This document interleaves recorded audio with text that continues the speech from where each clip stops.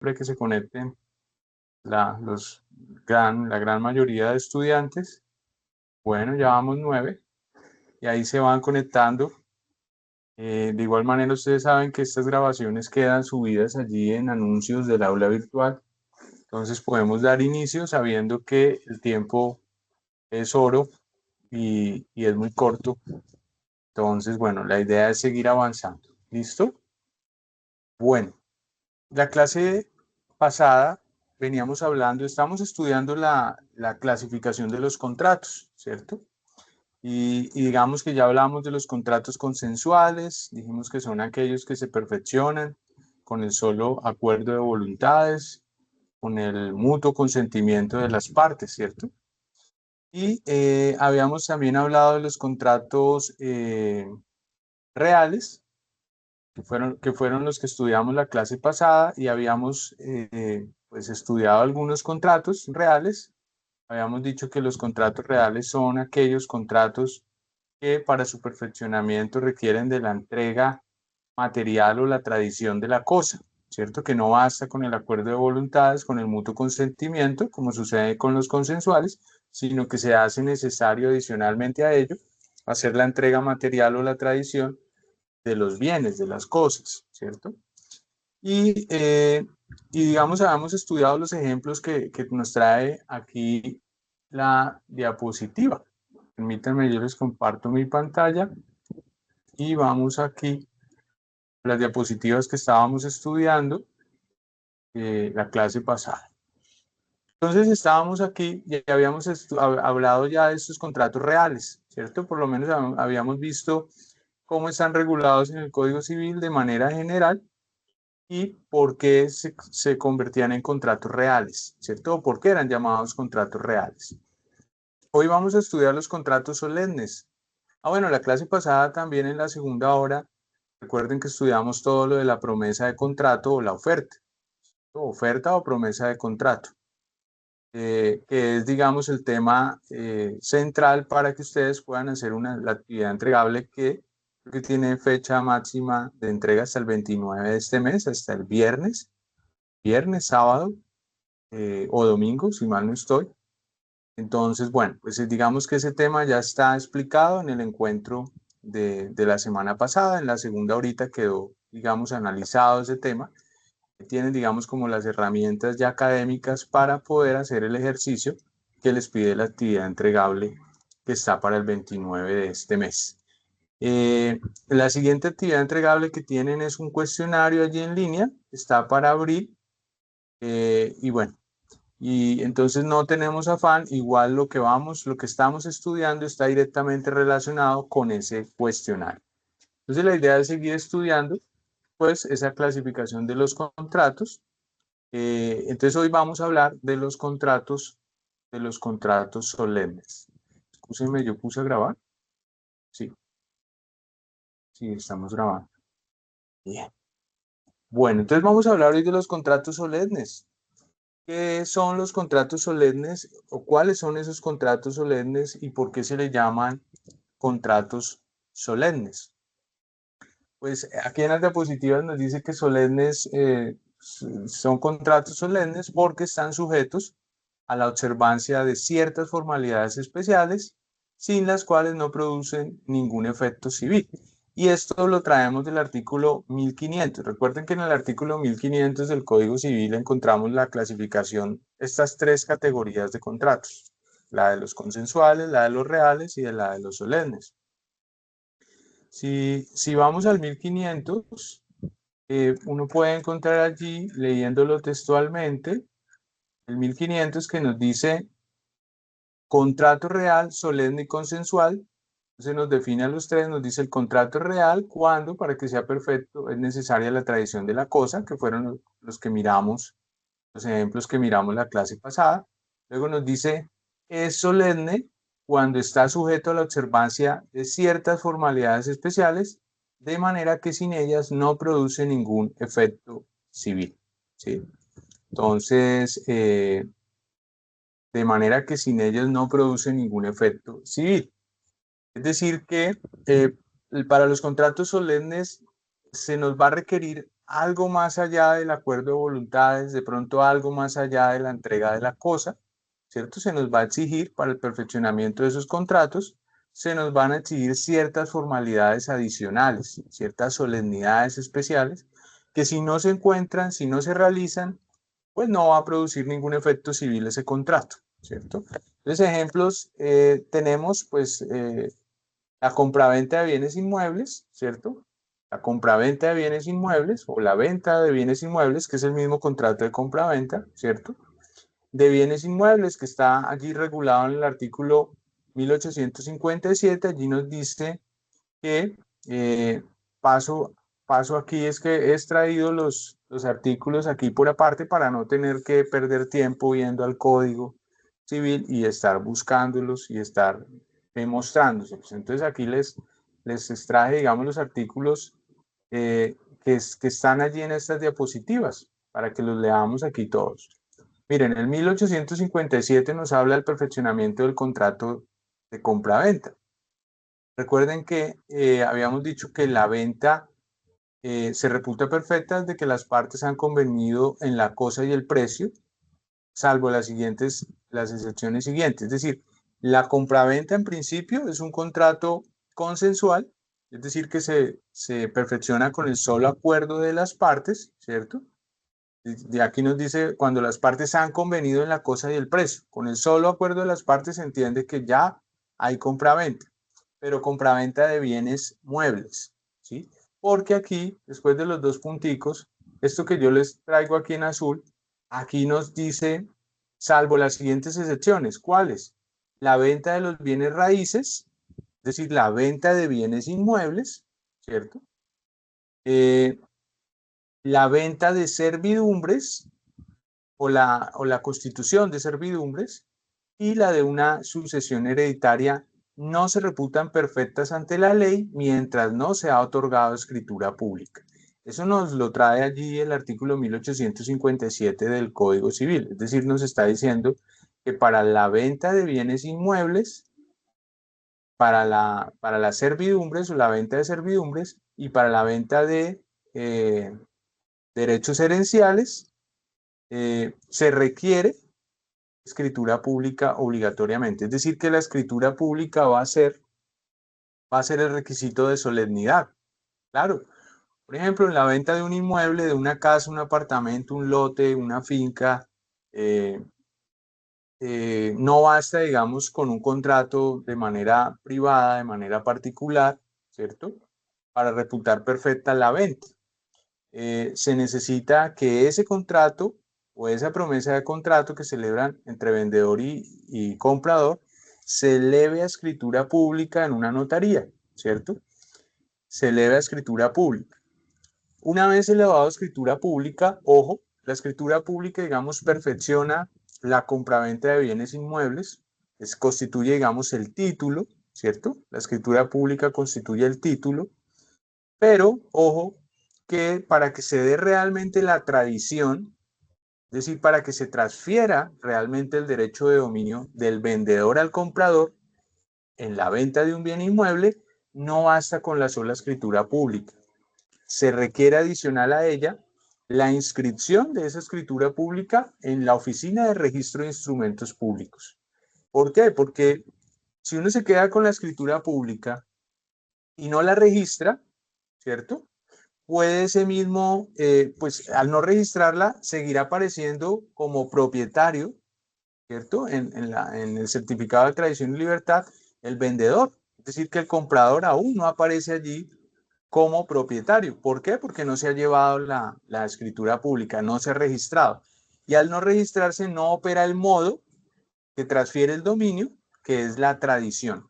La tradición consiste en registrar la escritura pública en la Oficina de Instrumentos Públicos para que el registrador haga la anotación en el certificado de libertad y tradición, folio matrícula, y diga, venta realizada mediante escritura pública de fecha tal en la notaría tal, por valor de tal, de fulanito a fulanito.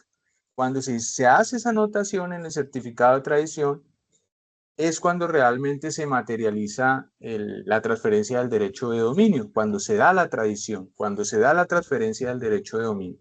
Sin eso, con la sola escritura no somos propietarios. La gente cree que ya con la escritura pública somos propietarios. Resulta que no. Entonces, puede suceder que ese vendedor le venda a dos personas, ¿cierto? Le vendió a la primera, pero se dio cuenta que la primera no ha registrado la escritura. El primer comprador le vende a otro comprador, ¿cierto? Antes de hacer la entrega y también le suscribe escritura pública, pero ese segundo registra primero la escritura pública, la registra primero. Quien va a aparecer allí como propietario, como nuevo propietario, va a ser quien registró primero la escritura pública. Entonces, imagínense lo delicado del asunto. Por eso es que es tan importante registrar la escritura pública.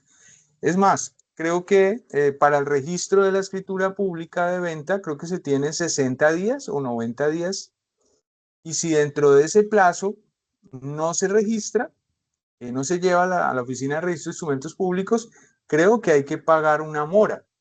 Registro sanciona con una mora, ¿cierto? Con un interés moratorio por no registrar dentro del plazo correspondiente, ¿cierto? Y después de tantos años, creo que son después de 5 años, que si no se ha registrado, esa escritura pierde validez y toca volver a constituir escritura pública para llevarla a la oficina de registro de instrumentos públicos. Entonces, miren la solemnidad, por ejemplo, de la compraventa de bienes inmuebles. Necesita escritura pública y aparte de la escritura pública necesita llevarse a la oficina de registro de instrumentos públicos para que opere realmente la tradición, el modo, ¿cierto? Y aparezca como propietario el nuevo comprador. ¿Listo? Entonces, claro que la venta de bienes inmuebles es un contrato solemne, ya lo sabemos por qué. También nos habla de la venta de servidumbres, ¿cierto? La venta de servidumbres. También es un contrato solemne. ¿Qué son las servidumbres? ¿Ustedes han oído hablar de las servidumbres? ¿Saben qué es una servidumbre? Les pregunto. Sí, profe. ¿Sí? Es cuando yo tengo, buenas tardes, compañero y Buenas profesor, es tardes. cuando yo tengo un terreno, una finca, un lugar por donde pasan, un ejemplo, para llegar a tal parte de tal pueblo hay que pasar por la finca mía o de pronto yo di permiso para que pasaran un tubo de agua para que pudieran surtir otras fincas o yo di permiso para que pusieran un poste, para que pusieran la red eléctrica, así de chévere, o sea, normalito. Entonces, Exactamente. sin tanto Exactamente. protocolo, sin tanta, ¿cómo es? ¿Cómo es que se llaman los contratos estos que estamos hablando? Y se me está Solemnidad. olvidando. Solemnes, Solemnidad, solemnidades. sí, Pero solemnidad. sí, pero ojo que las servidumbres, cuando se constituyen sobre pues generalmente las servidumbres siempre son sobre bienes inmuebles. Y mira que el artículo, el 1500 nos está diciendo que la constitución de servidumbres es un acto solemne, ¿sí? Es un contrato solemne, mira, aquí nos lo está señalando. Y las servidumbres, ¿sí? Porque se requiere escritura pública. ¿Qué es lo que pasa? Que la servidumbre se puede dar de dos formas, de manera voluntaria, ¿cierto? O de manera a través de un proceso judicial, de una orden de un juez. ¿Cómo de manera voluntaria? Ah, bueno, pues si yo tengo, digamos, un predio, que para poder llegar a mi predio, para yo poder acceder a mi predio, obligatoriamente tengo que acceder a mi predio pasando por el predio del vecino, ¿cierto? Pues yo necesito constituir allí una servidumbre de paso o de tránsito, ¿cierto? Cosa que yo pueda entrar a pie, entrar en moto, entrar en carro, ¿cierto? Y salir, porque digamos no tengo otra vía de entrada eh, cercana. Puede que haya otra vía, pero de entrada, pero esa otra vía o lugar de entrada se me hace muy larga y es muy difícil el acceso. Entonces yo necesito es entrar por la vía más cómoda, más práctica, pero necesito pasar por el predio del vecino, ¿cierto? Entonces yo puedo hablar con el vecino y decirle, venga vecino, mire que pues yo para poder acceder a mi finca necesito indispensablemente pasar por parte de su finca, ¿cierto? Entonces yo necesito que lleguemos a un mutuo acuerdo y me permita una servidumbre de tránsito o de paso, ¿cierto? El vecino puede estar de acuerdo y puede decirme, sí, claro que sí, vecino, sí, constituyámosla, yo no tengo ningún problema. Pero entonces lleguemos a un acuerdo. Resulta que la constitución o el otorgar una servidumbre de paso implica que el dueño del predio que se va a beneficiar de esa servidumbre de paso o de tránsito tiene que reconocerle eh, dinero o un pago, un precio por el valor de esa servidumbre, por el uso de la servidumbre. Entonces se puede llegar a un acuerdo, decirle, mire, deme tanto dinero y yo con mucho gusto constituye la servidumbre sobre mi predio de tránsito para que usted pueda entrar al suyo. Vamos a una notaría, celebramos la escritura pública donde mi predio queda grabado con una servidumbre de tránsito en beneficio de su predio, ¿cierto? Mi predio, el que va a quedar grabado con la servidumbre de tránsito, se va a llamar el predio sirviente, ¿cierto? Porque le va a servir al predio del vecino para que el vecino pase. Mi predio sería el predio sirviente, el predio del vecino sería el predio dominante, quien es en beneficio de quien se constituye la servidumbre, el predio dominante, ¿cierto? El del vecino. Pero el vecino me tiene que reconocer lo que puede valer esa servidumbre de tránsito. Es decir, es como si yo le vendiera, le cobrara por los derechos de esa servidumbre de tránsito. Y podemos llegar a un acuerdo en el precio e irnos a una notaría y elevarlo a escritura pública. Elevado a escritura pública, esa servidumbre de tránsito debemos hacer lo mismo, llevarla a la Oficina de Registro de Instrumentos Públicos para que ingrese allí en el folio de matrícula del predio sirviente y del predio dominante. Es decir, queda con la anotación en ambos predios. Cosa que el predio dominante queda, digamos, con ese derecho de servidumbre allí en el certificado de tradición y libertad, ¿cierto? Y previamente, pues, elevado a escritura pública. Entonces, mira que siempre que se constituya una servidumbre, se debe llevar a escritura pública. Lo que pasa es que se puede hacer de manera voluntaria, yendo a la notaría entre las dos partes, ¿cierto? O si no hay acuerdo, porque el vecino se niega a darme la servidumbre de tránsito de paso, pues a mí me toca iniciar una acción judicial, un proceso civil, una acción civil, para que sea el juez el que eh, indague, haga el peritaje y mire si realmente es que yo necesito pasar por ese predio o si realmente yo tengo otras opciones, otras alternativas para poder ingresar a mi finca. Si el juez en la inspección judicial eh, determina que efectivamente el acceso más fácil es por el predio del vecino, del que yo estoy solicitando la servidumbre de tránsito, pues el juez va a obligar al dueño de ese predio del vecino a que acepte el gravamen de la servidumbre de tránsito, pero no lo va a hacer gratis, obviamente. Entonces el juez también va a ordenar un peritaje, un avalúo, para que un perito, un evaluador, un auxiliar de la justicia determine cuánto vale esa servidumbre de paso o de tránsito. Ese perito va a dar su avalúo y pues ahí se podrá objetar o cada parte podrá aportar su avalúo también hasta que se defina, el juez definirá en qué precio queda el avalúo y de la servidumbre y el dueño del predio dominante, es decir, del predio que se beneficia, tiene que pagar las expensas, el costo de esa servidumbre para que el juez pueda emitir la sentencia, ¿cierto? Ordenando que se constituya la servidumbre sobre ese predio. Una vez esa sentencia salga, pues esa sentencia se lleva a notaría, se protocoliza en una escritura pública y esa escritura pública es la que llevamos a la Oficina de Registro de Instrumentos Públicos para que allí se inscriba la servidumbre en favor del predio dominante y con cargo o con gravamen al predio sirviente. ¿Sí? Es decir, tenemos dos formas de hacerlo, de manera voluntaria o de manera judicial.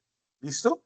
Pero en ambas existe el requisito de elevar la escritura pública y llevar a la Oficina de Registro de Instrumentos Públicos. ¿Vale? Que a veces eso se hace charlado, así como decía la compañera, sí, pero, pero, pero digamos, eso no funciona, o sea, no presta, digamos, garantía o seguridad jurídica, porque en el momento, digamos, en que se venda el predio, cualquiera de los dos, el predio sirviente o el predio dominante, al cambiar de dueño, si el otro dueño no quiere, pues va a impedir el paso. En cambio, cuando se constituye la servidumbre y se registra, resulta que ya queda, digamos, el predio dominante, el predio beneficiado, queda con ese derecho de servidumbre independientemente de que el vecino venda y que se venda y se revenda y cambie de dueño el predio sirviente. ¿Por qué? Porque se vuelve un derecho real, ¿cierto? Accesorio al predio dominante. Entonces ahí ya no va a haber lío de que es que, ay, es que toca que el nuevo dueño me dé permiso. No, porque ya hay una servidumbre constituida legalmente, ¿cierto? Registrada ya. Es decir, que ya yo tengo derecho y quien me compre el predio también compra con ese derecho de la servidumbre. Ahora, puede suceder también que el dueño del predio sirviente que confirió el paso, la servidumbre o el predio sobre el cual se grabó la servidumbre de tránsito, puede que él divida el predio, que haga un proceso divisorio, ¿cierto? Lotee y divida y venda por separado, independientemente de que eso se haga, de que se divida o se lotee el predio sirviente, la servidumbre de tránsito de paso permanece vigente. Seguirá sobre los predios que se hayan dividido o sobre el predio que se haya dividido o que haya quedado dividido. Es decir, ahí no hay ningún lío, la servidumbre no desaparece. ¿Sí? Entonces, esto es muy clave, por ejemplo, en todo lo que tiene que ver con la zona rural, ¿cierto? En todo lo que tiene que ver también, por ejemplo, con las empresas de servicios públicos cuando tienen que pasar un tubo de agua o o los vecinos también cuando se necesita para traer el agua, pasar el tubo de agua, ¿cierto? Para los servicios de energía eléctrica que se necesita poner el poste y pasar el cableado, ¿cierto? Por ejemplo, para las compañías petroleras, cuando necesitan pasar el tubo por allí para transportar el petróleo o el gas, ¿cierto? Entonces, digamos que allí es donde entran en juego pues este tipo de servidumbres. Y pues en servidumbres tenemos de distintas clases, ¿no? Eh, la servidumbre activa, pues es con la que se graba, o mejor dicho, la servidumbre activa y pasiva. Son, digamos, como las dos grandes clasificaciones. Entonces se habla de servidumbre activa, la que tiene el predio, eh, la que tiene el predio dominante, el predio que se beneficia de la servidumbre. A ese se le llama, a ese predio se le dice que tiene una servidumbre activa. Ahora, la servidumbre pasiva, pues es la que tiene el predio sirviente, ¿sí? Que es el predio que recibe la servidumbre, ¿no? También tenemos dentro de las clasificaciones de servidumbres, tenemos las servidumbres continuas y las servidumbres discontinuas. ¿Qué es una servidumbre continua y qué es una servidumbre discontinua? Entonces aquí el 881 del Código Civil nos dice que las servidumbres continuas son aquellas en las que se ejerce o se puede ejercer continuamente el derecho, ¿cierto? Sin necesidad de un hecho actual del hombre, como la servidumbre de acueducto por un canal artificial que pertenece al predio dominante, ¿cierto? Entonces, una servidumbre continua es aquella en la cual está siempre allí instalado el tubo y pasa por el predio sirviente, por el predio vecino o por los predios vecinos, ¿cierto? Entonces, se le dice continua porque siempre, constantemente eh, eh, está utilizado el espacio a través del tubo que pasa. Entonces se le llama servidumbre continua. Y las servidumbres discontinuas, pues son aquellas en las que se ejerce, digamos, por intervalos de tiempo y supone el hecho de un hombre, del ser humano, como la servidumbre de tránsito. Es decir, mientras yo no pase por ahí, yo no vaya a la finca o yo no salga de la finca, pues yo no estoy usando la servidumbre, no estoy usando parte del predio del vecino. Solo la uso cuando vaya a ingresar o cuando vaya a salir o cuando vaya de vacaciones, cuando vaya a descansar. De resto, esa servidumbre pues no se está usando, no es continua, sino que es discontinua. ¿Listo? Esas dos clasificaciones, también el código y la doctrina pues las ha clasificado en servidumbres positivas, servidumbres negativas, servidumbres aparentes e inaparentes. Entonces allí el 882 del Código Civil nos dice que es una servidumbre positiva.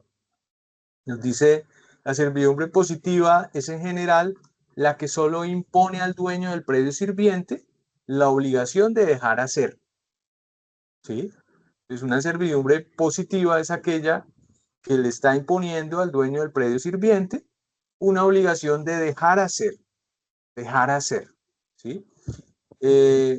Como por ejemplo la anterior, la de tránsito, ¿cierto? La de aguas, ¿cierto? La de torres de energía o postes de energía o cables de energía, ¿cierto?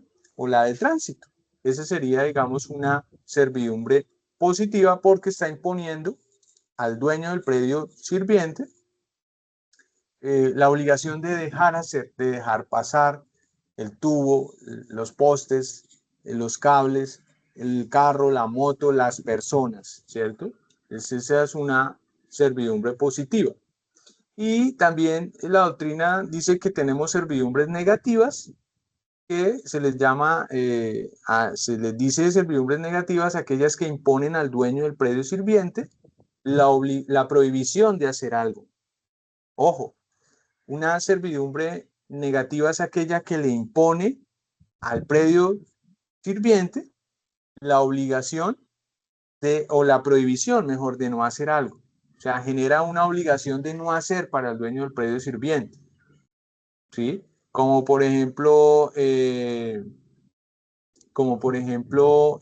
de no elevar paredes, ¿cierto? Sino hasta cierta altura. Claro, si usted, por ejemplo, tiene su casa aquí, tiene una ventana aquí, pues su vecino no le puede montar una pared ahí al lado donde, digamos, dentro de la licencia de construcción, ahí tiene que entrar luz y hay un espacio que es libre, ¿cierto? Un espacio de entrada de luz hacia su ventana. El vecino no le puede levantar un muro allí y taparle, digamos, la entrada de luz. A menos que usted esté abriendo una ventana en una pared que es eh, colindante, ¿no? En una pared donde el vecino sí pueda construir, ¿cierto? O por ejemplo que si se constituyó una servidumbre de tránsito, entonces el vecino no puede armarme un muro ahí, ¿cierto? Le queda prohibido, digamos, realizar cierto tipo de obras, ¿no? Que obstaculicen, por ejemplo, la luz o el paso. ¿Cierto? Eso se le llaman unas servidumbres negativas. Y la servidumbre aparente es la que está continuamente a la vista, ¿cierto? Esa servidumbre que se ve ahí, como la de tránsito, ¿cierto? Se ve el caminito ahí porque el carro o la moto, la bicicleta, las personas pasan y se ve ya ahí que no hay pasto, sino que hay tierra, está la huella del camino, ¿cierto? Es una servidumbre aparente, esa que es a la vista. O hay una puerta, ¿cierto? También la puerta, por ejemplo. Y están las servidumbres inaparentes, que es la que se conoce por una señal exterior, ¿cierto? Es decir, aquella que no es visible, que no está a la vista, como podría ser, por ejemplo, el paso de un tubo, ¿cierto? Un tubo del agua que de pronto va enterrado o pasa por debajo de la tierra o pasa por una zona donde no se ve, donde hay plantas, donde hay pasto y no se ve, pero allí está, ¿cierto? La inseparabilidad de la servidumbre del predio, lo que les decía ahorita, las servidumbres son inseparables del predio, a que activa o pasivamente pertenecen, son inseparables. Claro está que, ojo, que una servidumbre podría cancelarse sobre un predio. Por ejemplo, que se constituyó la servidumbre de tránsito para mi predio. Mi vecino permitió y llegamos al acuerdo y se grabó el predio del vecino porque en ese momento el único acceso a mi finca era por la entrada de la finca del vecino, ¿cierto? Y constituimos la servidumbre. Pero resulta que con el paso del tiempo y con la urbanización y toda esta cosa, por otro lado de mi finca se loteó, se urbanizó y se hicieron vías de acceso y se crearon espacio público y se construyeron vías. Y resulta que yo ya puedo ingresar por ese lado, puedo ingresar sin ningún problema, digamos por la parte de atrás de mi finca, porque ya hay acceso. En la medida en que el dueño del predio sirviente se dé cuenta o verifique que ya el predio dominante no necesita la servidumbre, ojo, se puede hacer cancelar esa servidumbre. ¿Cómo se cancela la servidumbre? De la misma manera en que se constituyó. Pues vamos a la notaría, elevamos a escritura pública el acuerdo de voluntades de la cancelación de esa servidumbre y la llevamos a la oficina de registro de instrumentos públicos para que se cancele allí en el folio de matrícula y aparezca en el certificado de libertad y tradición ya el levantamiento de esa servidumbre. Es decir, que sí se puede cancelar. Mientras no se cancele, ¿cierto? Pues será inseparable al predio. Es decir, que si yo vendo mi predio, lo vendo con la servidumbre. Si el vecino vende el predio, lo vende con la servidumbre pasiva. Yo lo vendo con la servidumbre activa. ¿Listo? Entonces, clave importante tener presente que la venta de servidumbres, o todo lo que tiene que ver con el gravamen de servidumbres, es un acto solemne, un contrato solemne. ¿Por qué? Porque requiere de escritura pública más el registro de dicha escritura en la oficina de instrumentos públicos. ¿Listo? Nos dice allí también el mismo artículo, el 1857, nos dice aquí que también la de una sucesión hereditaria. La de una sucesión hereditaria. Ustedes sabían que uno puede vender sus derechos de heredero, ¿cierto? Sus derechos sí, sus derechos de sucesión. Uno puede venderlos, el derecho de sucesión hereditaria. Pero ojo que uno no puede vender derechos de sucesión hereditaria sino hasta que fallezca el causante del cual uno tiene derecho a heredar. Es decir, yo no podría desde ahorita ponerme a vender mis derechos herenciales que tengo, digamos, sobre mi padre. No podría hacerlo porque mi padre está vivo, gloria a Dios que está vivo. Entonces, yo no podría hacer ese tipo de venta, ni prometer la venta de mis derechos herenciales. Bueno, aunque sí podría prometer la venta a través de una promesa, de contrato. Eso es un contrato que vamos a ver ahora más adelante, que también es solemne, la promesa de contrato, ¿cierto? Entonces, póngale atención. Pero técnicamente, vender mi derecho herencial o mis derechos de sucesión o de herencia, solo puedo hacerlo cuando fallece el causante. ¿Por qué? Porque es cuando fallece el causante que me nace a mí el derecho de sucesión hereditaria. Mientras no haya fallecido esa persona de la cual yo tengo derecho a heredar, pues aún yo no ha nacido en mí, no se ha materializado mi derecho de herencia. ¿Por qué no se ha materializado? Porque puede que fallezca yo primero, ¿cierto? Entonces es incierto. ¿Y por qué se dice que es solemne? Que resulta que si, por ejemplo, falleció mi padre, quedamos 4 hermanos, ¿cierto? Pero mi padre dejó un montón de bienes eh, regados por todo el país y eso, digamos, requiere para hacer la sucesión o que nos pongamos de acuerdo, ¿cierto? Y si no llegamos a un acuerdo, pues tenemos que irnos a un proceso de sucesión intestada judicial a través de un juzgado. Es un proceso larguísimo y se puede llevar muchos años. Y si yo necesito el dinero para allá, por ejemplo, yo, digamos que yo sea un comerciante, un inversionista, y yo me la paso invirtiendo dinero en negocios grandes y yo necesito invertir 500 millones de pesos en el próximo mes, en un negocio, en un proyecto, ¿sí? Y está ahí, digamos, el tema de la sucesión.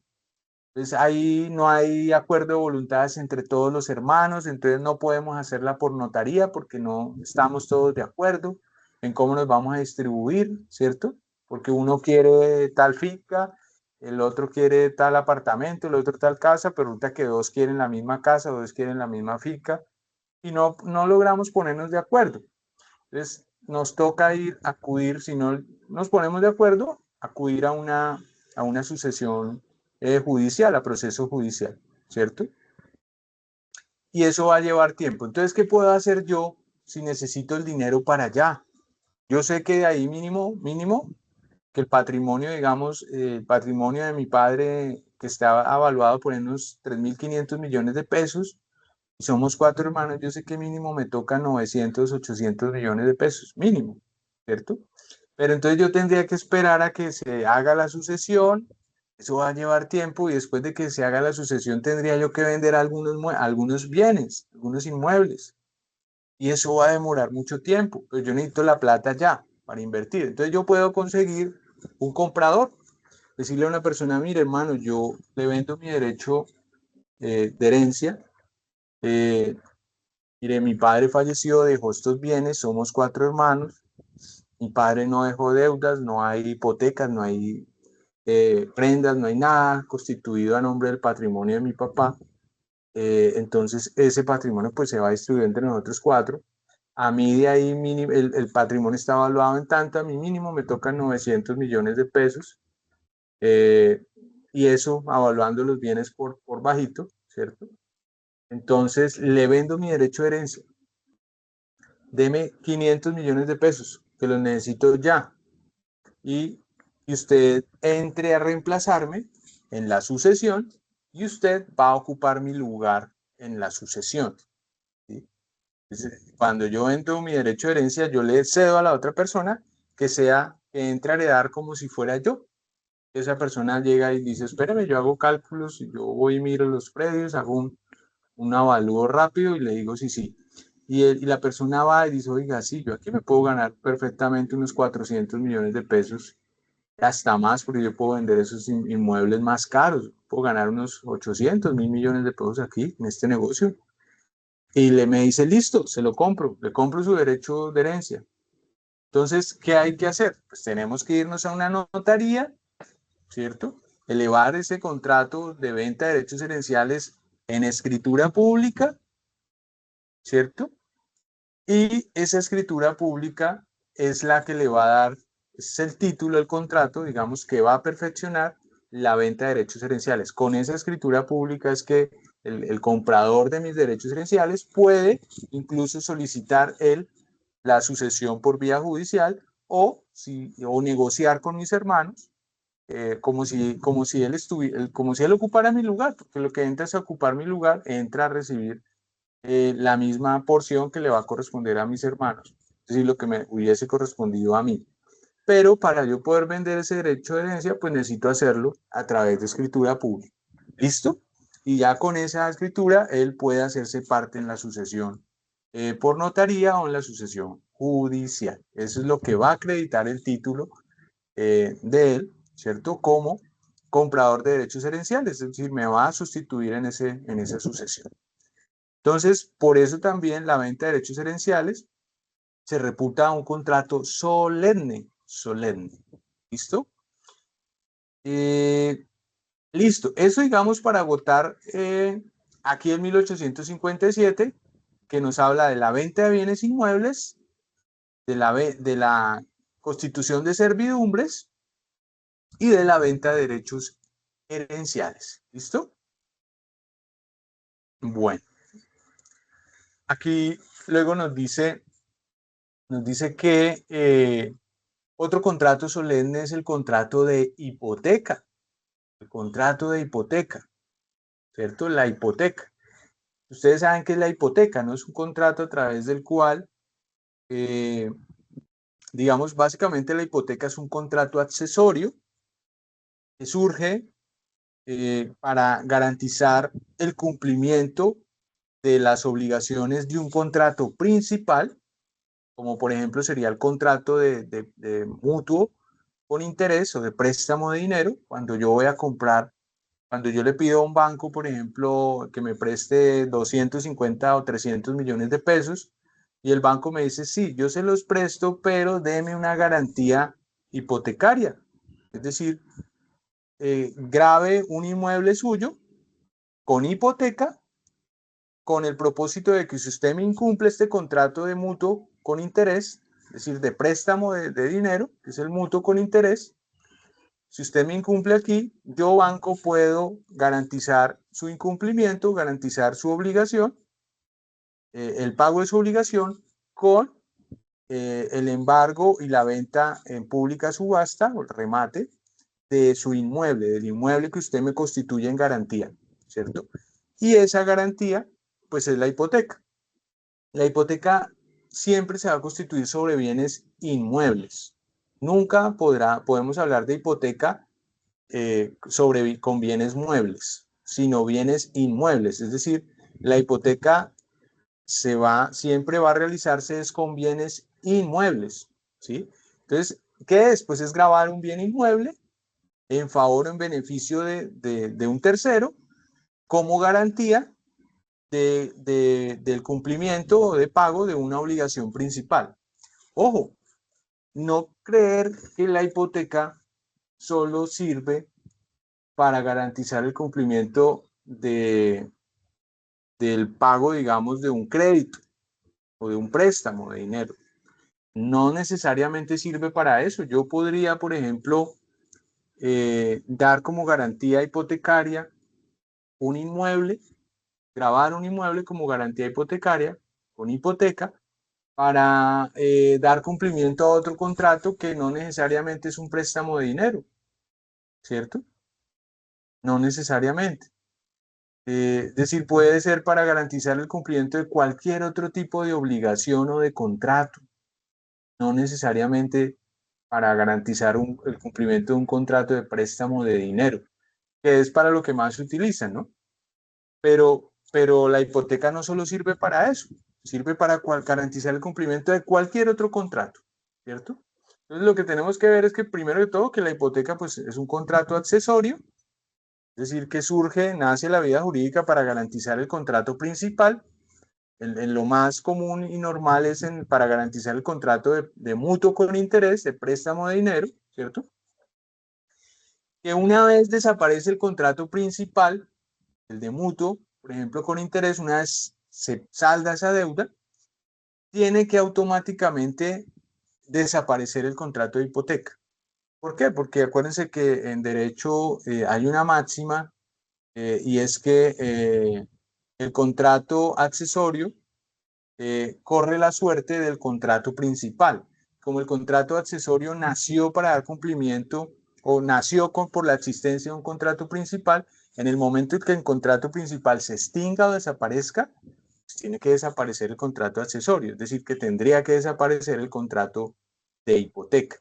Sin embargo, en la práctica, pues no funciona tanto así, porque usted puede pagarle al banco la deuda, terminar de pagar al banco la deuda, pero si usted no hace el trámite posterior con el banco de decirle, bueno, banco, ahora vamos a cancelar la hipoteca, ¿sí? Que es un trámite adicional, la cancelación de la hipoteca, y generalmente a uno, al deudor, es al que le toca correr con los gastos de escrituración y de cancelación de hipoteca. Entonces el banco le dice, hasta que uno no le haga la solicitud y el banco no le diga, sí, tiene que pagar tanto, y eso lo vemos en tal notaría, pues el banco no hace la cancelación de la hipoteca, es decir, que la hipoteca puede seguir ahí vigente hasta tanto uno no solicite la cancelación y sufrague los gastos de la cancelación de la hipoteca, ¿sí? Sin embargo, pues esa hipoteca ahí no tendría ningún efecto, porque como estaba constituida era para garantizar ese crédito principal y como ese crédito ya se saldó, pues el acreedor, el banco, no podría hacer nada tampoco con la hipoteca. No podía hacer nada, porque no, ya el contrato principal desapareció. Pero sin embargo, sí necesitamos cancelarla y darle de baja en la Oficina de Registro de Instrumentos Públicos a esa hipoteca. Entonces, la hipoteca también es un contrato solemne, primero porque necesita de elevarse a escritura pública, ¿cierto? La hipoteca sobre un bien inmueble siempre requiere de escritura pública y después de la escritura pública requiere llevarlo a la Oficina de Registro de Instrumentos Públicos para que entre allí en el folio de matrícula, en el certificado de tradición y libertad, aparezca allí la anotación de que hipoteca constituida sobre este predio mediante escritura tal, de fecha tal, notaría tal, escritura número tal, partes intervinientes de fulanito a favor de fulanito, ¿cierto? Es que por tanto valor o escritura, hipoteca abierta o hipoteca de menor cuantía o hipoteca cerrada, ¿cierto? Entonces, bueno, por eso, digamos, la hipoteca también es un contrato solemne. La solemnidad es la escritura pública y llevarla a registro de instrumentos públicos. Escritura pública, artículo 2432. Vengan que yo lo tengo por aquí, lo miramos, lo leemos así rápidamente. 2400, bueno, aquí, 2434, miren. Dice, la hipoteca deberá otorgarse por escritura pública. Así, solemnidades de la hipoteca, 2434. La hipoteca deberá otorgarse por escritura pública. Y luego el 2435, el siguiente, nos dice registro de la hipoteca.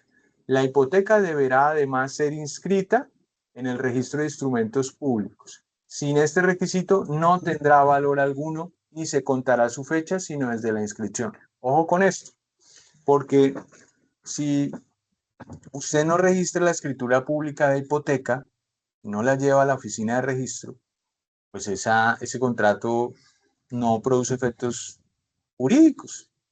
Sirve de nada hacer una escritura pública de hipoteca, ¿cierto? Si no se lleva a registro. Es decir, mientras no se registre, no va a producir efectos jurídicos, no va a garantizar el pago de esa obligación principal. Es decir, que si yo incumplo el crédito principal, el acreedor no puede llegar a decir, como yo tengo una hipoteca aquí en esta escritura, pero no la registro, entonces yo voy y solicito el embargo y le pido al juez eh, y le digo al juez que yo tengo un crédito de primer, un crédito preferente, ¿cierto? Por tener un derecho real ahí garantizado. El juez me va a decir, no, porque usted le va a decir al acreedor, no, eso no es cierto, usted es un acreedor quirografario, es decir, un acreedor sin ninguna garantía real, como cualquier otro acreedor, usted no tiene derecho aquí de preferencia porque usted no registró la escritura de hipoteca. Tenía que haberla registrado si quería eh, perseguir ese bien en manos de quien estuviera. Porque la ventaja, digamos, de una hipoteca es que la hipoteca no saca del mercado el bien inmueble. Usted puede vender un bien inmueble hipotecado y no hay ningún lío, ¿cierto? Solo que el comprador pues sabe que si compra un bien con hipoteca, sabe que se expone a que si no se cancela la obligación principal, el acreedor va a perseguir el bien en manos de quien esté. Entonces, la ventaja de la hipoteca es que el acreedor puede perseguir ese bien hipotecado independientemente de en manos de quien se encuentre, es decir, independientemente de las ventas que se haya hecho de ese inmueble. O sea que de nada sirve ahí alzarse en bienes, el deudor así se alce en bienes, así venda, pues al banco no lo va a afectar, o al acreedor mejor, no lo va a afectar porque el acreedor, como tiene un derecho real, sí, un derecho real sobre esa finca, derecho de hipoteca, pues él en cualquier momento en el ejecutivo puede pedir el embargo y el remate en pública subasta. Y se va a preferir a ese acreedor que tiene esa garantía real de hipoteca sobre cualquier otro, sobre un concurso de acreedores, por ejemplo, que no tengan garantía real hipotecaria. Es decir, deudores a los que se les haya firmado letras o cheques o cualquier pagaré, pero que no hayan constituido hipoteca, el acreedor hipotecario prima sobre ellos. Es decir, primero se le paga al acreedor hipotecario y si sobra, se le paga a los demás acreedores, que son esos acreedores que no tienen un derecho de hipoteca o un derecho real como el de prenda, se les llama acreedores hipotecarios, ¿sí? Y a los que tienen un derecho real de hipoteca o prenda sobre un bien inmueble o sobre un bien mueble, porque la prenda es sobre los bienes muebles, se les llama acreedores con garantía real, ¿sí? Es que son acreedores privilegiados que están en un orden preferente a aquellos acreedores que no tienen una garantía real, como sería la prenda o la hipoteca. La hipoteca para bienes inmuebles y la prenda para bienes muebles. Que la prenda básicamente es lo mismo que una hipoteca, tiene la misma razón de ser, porque la prenda también es un contrato que sirve como garantía del cumplimiento de un contrato principal o de una obligación principal, pero que la prenda se constituye no sobre bienes inmuebles, sino sobre bienes muebles, mientras que la hipoteca solamente se puede constituir sobre bienes inmuebles. ¿Listo? Entonces, eso para señalar que la hipoteca, el contrato de hipoteca, porque es un contrato, ¿cierto? Donde acreedor y deudor se acuerdan, llegan al acuerdo de que el deudor va a dar como garantía, va a gravar uno de sus bienes inmuebles como garantía de otro contrato principal. ¿Listo? Y la solemnidad ya la sabemos cuál es, la escritura pública y la inscripción en la oficina de registro de instrumentos públicos, porque sabemos que sin la inscripción, la sola escritura de la hipoteca no produce efectos civiles. Bueno, ¿qué otro contrato es solemne? La cesión de derechos hereditarios, que ya lo hablamos, ¿cierto? Que está ya por allá en el ¿qué? Pues mencionado en el 1857, como lo leímos ahorita, y establecido por allá en el 1967 y 1968. Espérenme si yo les traje esos artículos aquí. No los pasé para aquí. Es que me sale más rápido así que irme yo a buscarlos aquí directamente. A veces uno se demora aquí. Esperen, miramos. 1967. Y miremoslo. Ah, mira. Ah, bueno, pero aquí nos hablas de la venta de derechos litigiosos, que ese es otro tipo de contrato, ¿cierto? La venta de derechos litigiosos. La venta de derechos litigiosos es cuando vendemos, digamos, un derecho litigioso, un derecho eh, dentro de un proceso judicial, ¿cierto? Tenemos derecho, digamos, a reclamar el cumplimiento de una obligación dentro de un proceso judicial. Por ejemplo, estoy en un proceso de una demanda contra el Estado, una demanda de responsabilidad civil extracontractual por un daño causado por el Estado, ¿cierto? Y yo ya instauré la demanda, estoy en trámite, pero el proceso va a durar unos 7 años, entonces aparece un comprador, me dice, venga, yo le compro su derecho litigioso, véndamelo, ¿cierto? Esa persona entra a reemplazarme como si hubiese sido, como si yo siguiera fungiendo en ese proceso, pero pues esa persona va a reemplazarme dentro de ese proceso y va a poder cobrar todo lo que tenía derecho a cobrar en ese proceso litigioso. Pero bueno, de esto vamos a hablar más adelante a profundidad. 1967, 1968, el derecho de herencia. Ah, bueno, el derecho de herencia dice el que cede a título oneroso un derecho de herencia o legado sin especificar los efectos de que se compone, no se hace responsable sino en su calidad de heredero. Bueno, esto es para hablar. Sin embargo, nosotros vamos a entrar a profundizar más adelante bien en cada uno de estos contratos. Ahorita, digamos, mientras la clasificación La idea es irnos familiarizando, después ya profundizamos en cada uno de ellos y nuestros encuentros van a ser, bueno, y vamos a estudiar estos 3 contratos o estos 4 contratos. Y solo nos dedicamos a estudiar los contratos de manera normativa, de manera profunda. ¿Listo? Bueno, sesión de derechos hereditarios. Otro contrato solemne, perdón, es el usufructo sobre inmuebles. El usufructo. ¿Qué es el usufructo? El usufructo, pues, es un acto jurídico, es un contrato, un negocio jurídico, ¿cierto? En el cual el dueño de un bien mueble o inmueble le transfiere el derecho de goce, de uso y goce, ¿cierto? Y de percibir los frutos de su bien a otra persona, ¿cierto? Un usufructo, por ejemplo, un usufructo sobre un apartamento, supongamos que yo tengo una hija yo le digo a mi hija, bueno, hija, para que te sostengas, te voy a transferir el derecho, mientras está en la universidad, te voy a transferir el derecho de usufructo sobre esa casa para que la arriendes y con el canon de arrendamiento de esa casa puedas sufragar tus gastos universitarios, o sea, por lo menos lo que es transporte, fotocopias, onces y eso, ¿cierto? Ah, que arrendó la casa en 2.500.000 pesos. Ese es el canon de arrendamiento. Ah, bueno, pues ese usufructo que produce ese inmueble con el arrendamiento lo va a recibir ella y ella va a poder hacer con ese usufructo lo que ella quiera, ¿cierto? Entonces, pero no le estoy transfiriendo el derecho de dominio, sino solo el usufructo.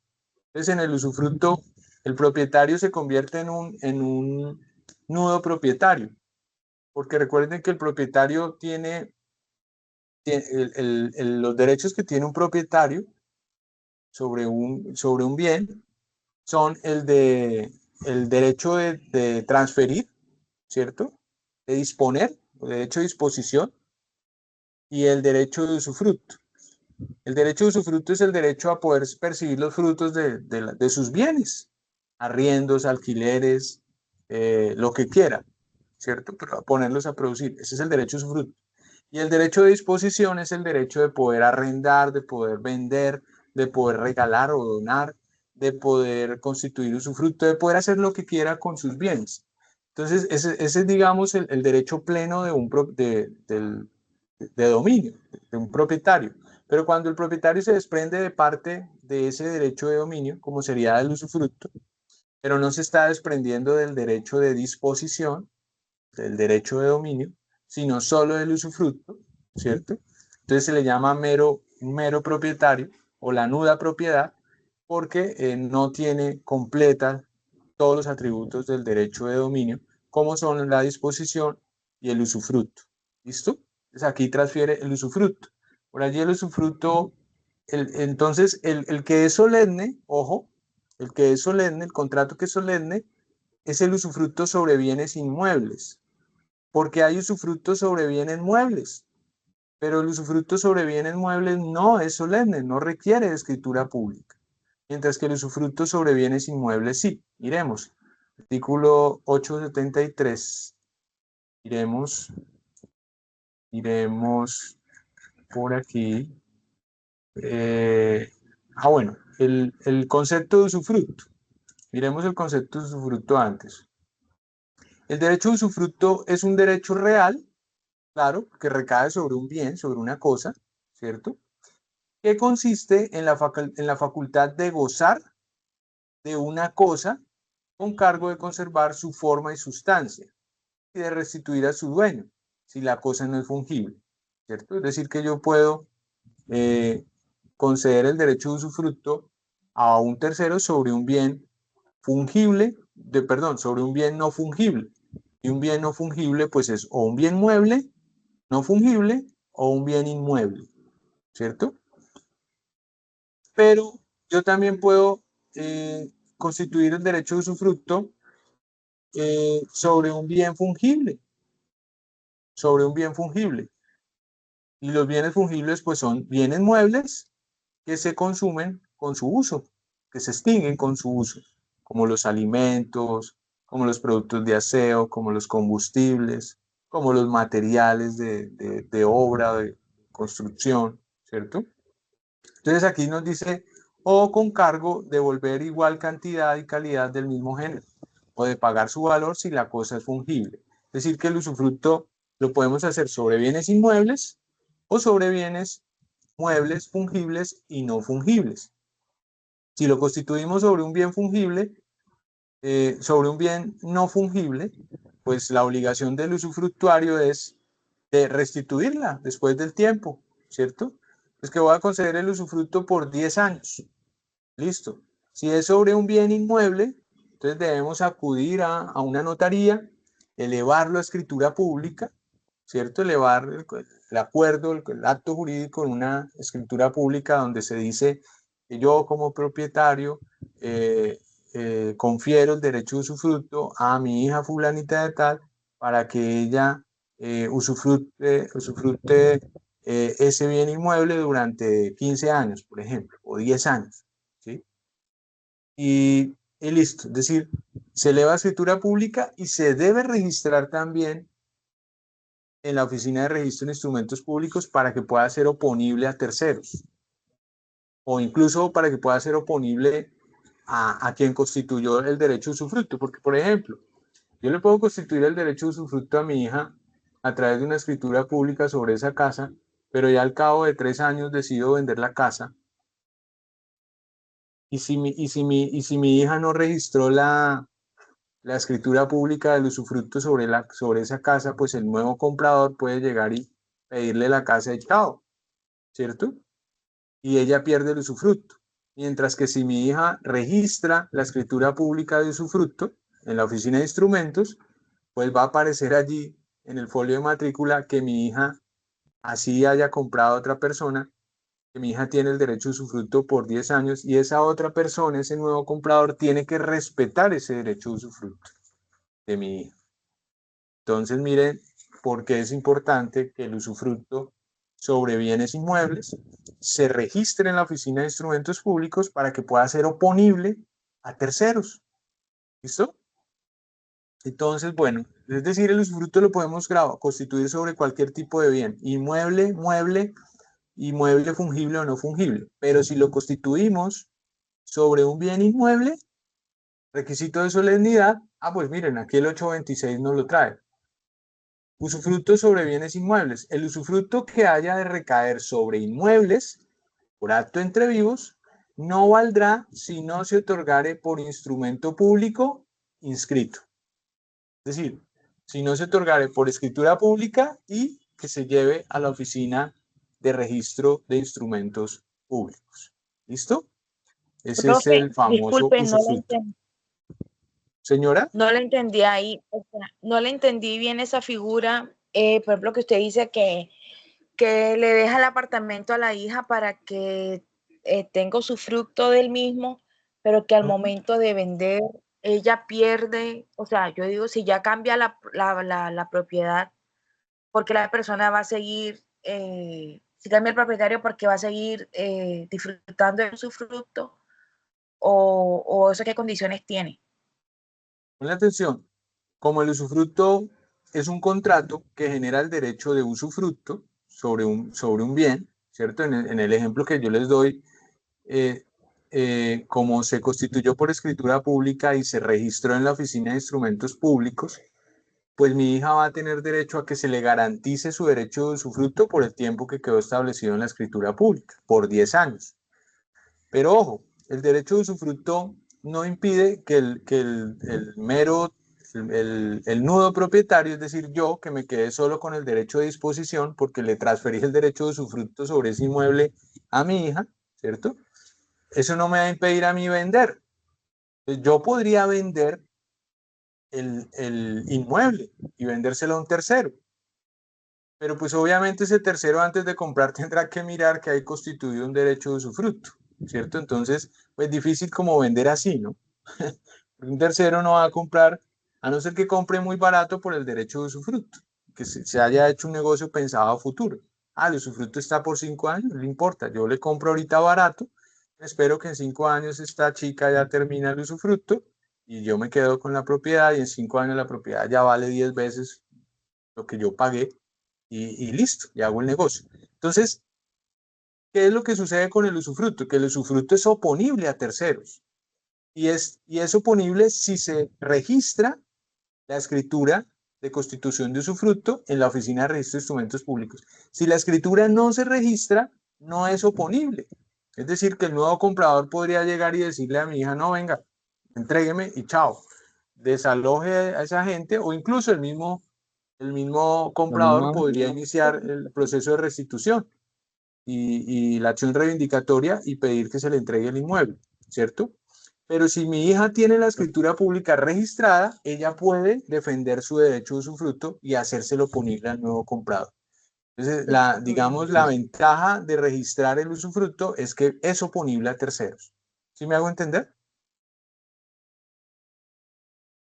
Que por Ok, qué profesor. el comprador tiene que respetar los derechos del usufructuario.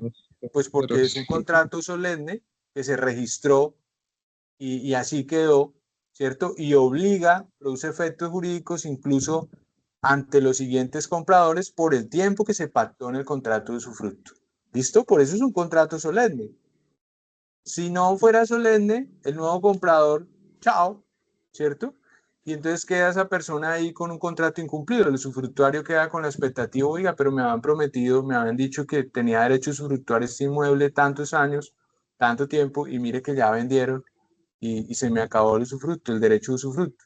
Entonces, pues por respeto al acuerdo de voluntades, ¿sí? Bueno, eso para hablar del usufructo sobre bienes inmuebles. ¿Qué otro contrato es solemne?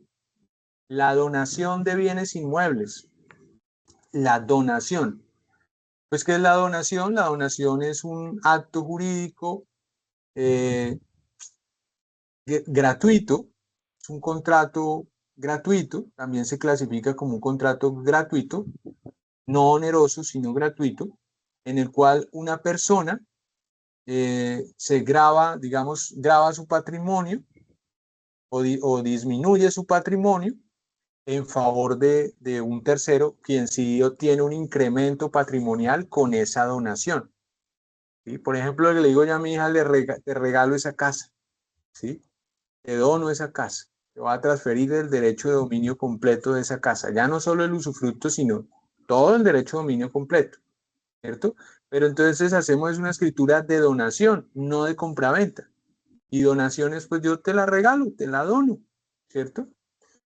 Generalmente los actos, los impuestos de notariado y registro que se deben pagar al momento de hacer una donación, por ejemplo, sobre un bien inmueble, pues son mucho más altos que los derechos, los impuestos de notariado y registro en una compraventa. Entonces, hacer una donación sale más oneroso, más costoso para el donante, ¿cierto? Que hacer una compraventa. Entonces, mucha gente lo que hace es que simula, cuando va a donar, la gente lo que hace es que simula una compraventa. ¿Para qué? Para que el pago de impuestos de notariado y registro salgan un poquito más baratos, más económicos. Que si dice que realmente va a donar, entonces se simula o se pasa el contrato, la escritura, como si fuera una venta que nunca realmente, donde nunca se pagó, ¿cierto? Para que los impuestos de notariado y registro pues sean mucho más bajos, ¿listo? Porque siempre el acto jurídico de la donación contrae una carga tributaria mucho más alta, ¿sí? Mucho más alta. Bueno, entonces, claro, la donación de inmuebles, que por allí en 1443 nos consagra también esa donación. A ver si yo lo saqué por aquí. Eh, no los traje por aquí, pero entonces miremos si por aquí el 1443, 1457. Aquí lo buscamos en el código 1443. de las donaciones entre vivos. La donación entre vivos es un acto por el cual una persona transfiere gratuita e irrevocablemente una parte de sus bienes a otra persona que la acepte, ¿cierto? Bueno, aquí nos habla de la capacidad de las personas hábiles, extensión, venga, miramos aquí. Bueno, la donación la vamos a mirar con tiempo. Bueno, aquí el 1457, miren. Nos trae la donación de inmuebles. Dice, no valdrá la donación entre vivos de cualquier especie de bienes raíces, es decir, de bienes inmuebles, ¿cierto? Si no es otorgada por escritura pública, inscrita en el competente registro de instrumentos públicos. Tampoco valdrá, sin este requisito, la remisión de una deuda de la misma especie de bienes. Es decir, que tampoco valdrá la condonación o perdonar una deuda, un crédito, eh,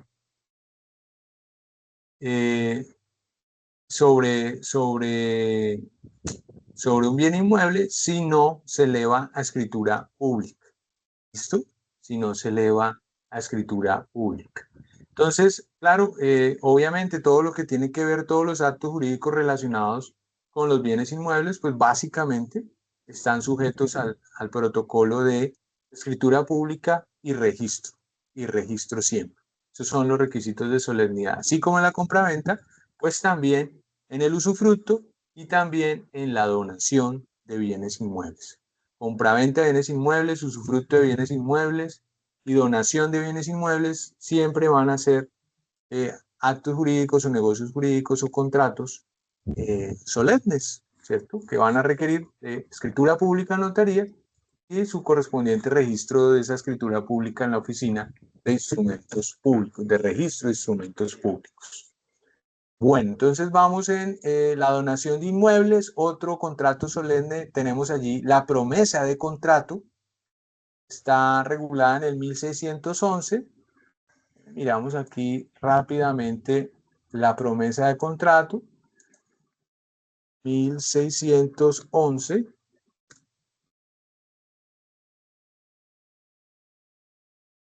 De los efectos de las obligaciones, de los requisitos de la promesa, en el 1611. Dice que nos da la definición, dice la promesa de celebrar un contrato, no mentiras, aquí nos dice cuáles son los requisitos de solemnidad de la promesa de contrato. No, la promesa de celebrar un contrato no produce obligación alguna, salvo que concurran las circunstancias siguientes. Ojo, en principio uno diría, oiga, la promesa de contrato no produce efectos civiles, ¿sí? Esa es la regla general, que la promesa de contrato no produce efectos civiles, no produce obligación alguna, excepto que concurran las circunstancias siguientes. Es decir, nos está diciendo que para que la promesa de contrato tenga validez, se requieren de estos 4 elementos esenciales, que están aquí enlistados en el 1611. ¿Y qué es la promesa de contrato? Pues, ojo, uno ha asociado el concepto de promesa de contrato al concepto de promesa de compraventa.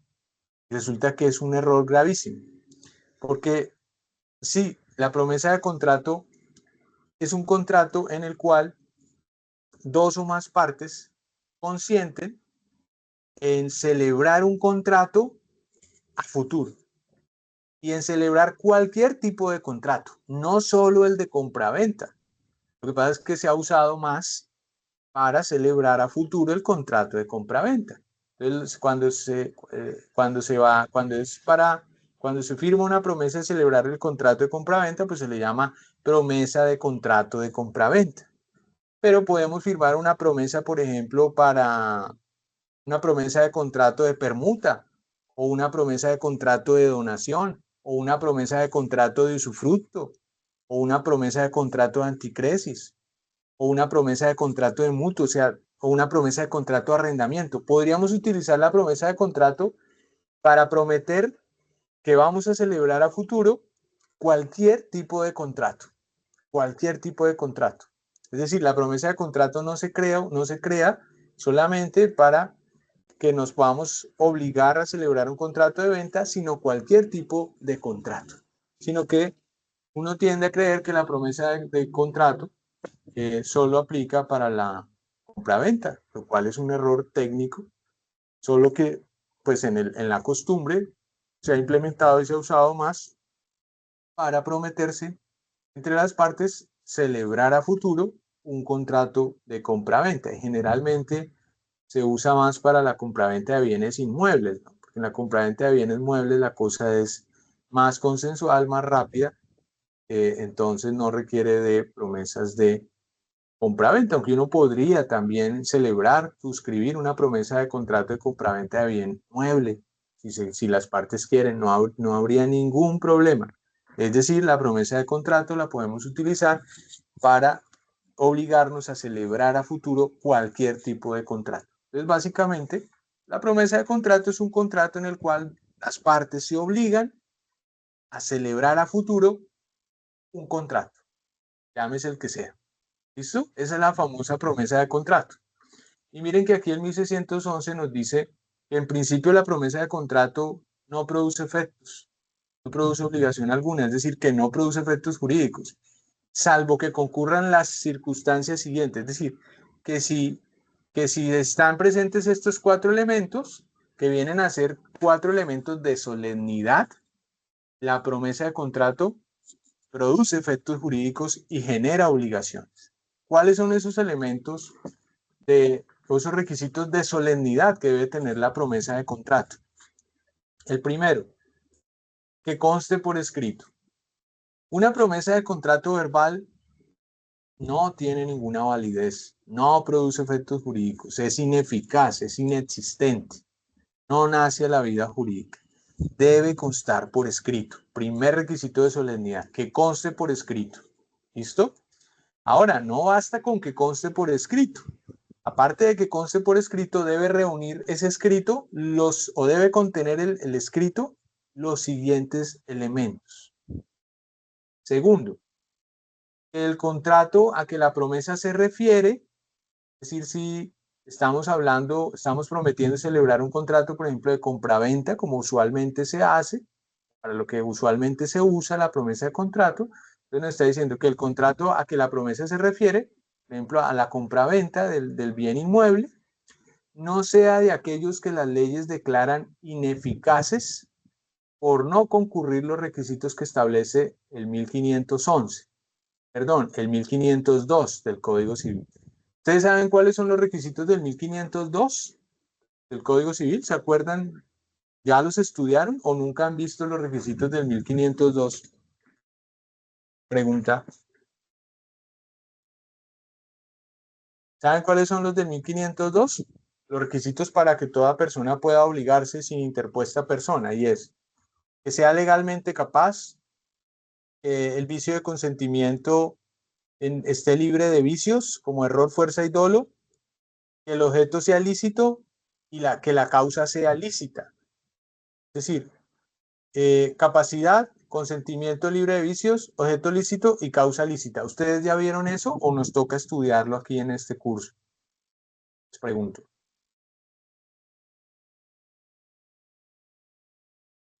¿Ustedes han estudiado eso? ¿Lo estudiaron? ¿No lo estudiaron en obligaciones? Ese es un tema básico de obligaciones. Es el 1502, los requisitos para obligarse.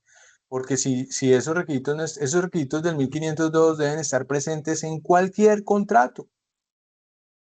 Si no están presentes, el Doctor, buenas contrato tardes. van a ser a la vida jurídica viciado de nulidad relativa o de nulidad absoluta.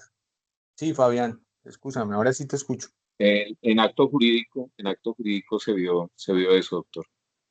En lo ¿Sí? que versa sobre la capacidad, sí, sí, señor. Pero solo la capacidad o vieron capacidad, consentimiento libre de vicios, estudiaron todo el error, Sí, fuerza el y dolo, objeto y la objeto causa lícito, causa lícita lícita, nulidad y en lo que absoluta y nulidad relativa. y todas las situaciones siguientes. Sí, sí, señor. Ya. En acto jurídico se llama el módulo. Sí, sí, señor. En acto jurídico se ve eso. Ok. Sí, Kelly. Y profe, esa materia se llama así, acto jurídico, y nos lo dictó una profesora y hizo mucho énfasis en eso. De Claro. hecho, siento que esta materia es La doctora complemento Carrillo. de, Ah, sí, ok. Ok. y ella nos especificó mucho y por eso me gusta porque usted complementa y nos reconfirma que la información era correcta. Claro, y es que van ligadas, digamos, ese tema es la base, digamos, para poder entrar a estudiar y a entender, digamos, todo el tema de los contratos, porque es indispensable, ¿cierto? Que en todo contrato estén los requisitos del 1502. ¿Listo? Bueno, bien, gracias Fabián y gracias Kelly por esa aclaración. Entonces, espérenme que estábamos aquí. Ah, bueno, entonces estábamos mirando los requisitos de la promesa, ¿no? De contrato.